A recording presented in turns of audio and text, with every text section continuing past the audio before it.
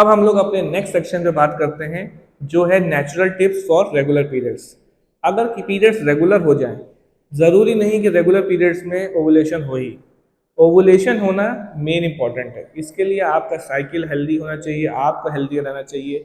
इसके लिए natural tips ये हैं कि आपको अपना वेट मैनेज करना पड़ेगा, वेट लॉस करना पड़ेगा, अपनी डाइट कंट्रोल करनी पड़ेगी।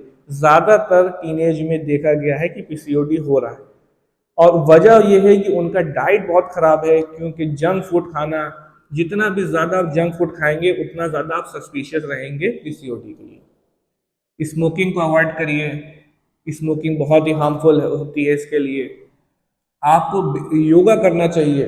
Yoga is the best medicine for PCOD. जितना आपका योगा करने से पीसीओडी जल्दी सही होगा, ये नेचुरल रेमेडी है और बहुत ही ज़्यादा लोग इसको फॉलो करते हैं।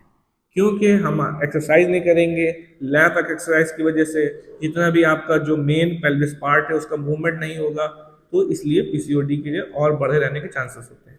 आप योगा करेंगे, एक्सरसाइज करेंगे तो पेल्विस पार्ट का मूवमेंट करवाइए, वो एक्सरसाइजेस होती हैं, उससे आपका ये नेचुरल रेमेडी के तौर पे सही हो सकता है। अब हम लोग बात करते हैं नेक्स्ट सेक्शन पे, मेडिकल फर्टिलिटी में या मेडिकल ट्रीटमेंट के लिए। अगर नेचुरल टिप्स नहीं फॉलो कर रहे हैं, और नेचुरल टिप्स ही ज़्यादा इंपॉर्टेंट है, आपको वो फॉलो करना चाहिए जो भी सफरिंग पीसीओडी कर रहे हैं। लोग क्या करते हैं, सीधे डॉक्टर के पास पहुंच जाते हैं कि हमें मेडिकल चेकअप कराइए, मेडिकल टेस्ट कराइए, मेडिकल दवा दे दिए। आप पहले टेस्ट कराइए, पहले डायग्नोज करिए, आपको लगेगा कि हाँ पीसीओडी है, फिर उसके नेचुरल टिप्स फॉलो करिए। और मैं आपको बताऊं कि पीसीओडी ठीक हो जाता है। अगर आप उसको सोचेंगे कि पीसीओडी में प्रेगनेंसी नहीं होती है, हाँ नहीं होती है, लेकिन ये हो सकती है, इम्पॉसिबल नहीं है, पॉसिबल है। उसके लिए नेचुरल टिप्स फॉलो करने पड़ेंगे जो कि मैंने आपको बताया अभी। और अब हम लोग आते हैं अपने मेडिकल ट्रीटमेंट के बारे में। मेडिकल ट्रीटमेंट में हम क्या कर सकते हैं, ओसीपी लेते हैं, oral contraceptive pills. Oral contraceptive pills क्या होती हैं, वो 21 डेज की पिल्स होती हैं।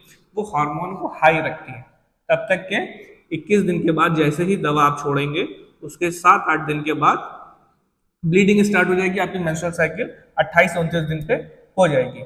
ऐसे ही ओसीपी 2-3 साइकिल तक के चलाते हैं और डॉक्टर्स ऐसे साइकिल रेगुलेट करने की कोशिश करते हैं। या उसके बाद या ओवुलेशन के लिए जो किड्स मेडिसिन आती हैं, लेट्रोजोल, क्लोमाफिन, ये सब जब डॉक्टर प्रेस्क्राइब करे आपको तभी लेनी चाहिए। ये ट्रीटमेंट का एक पार्ट है।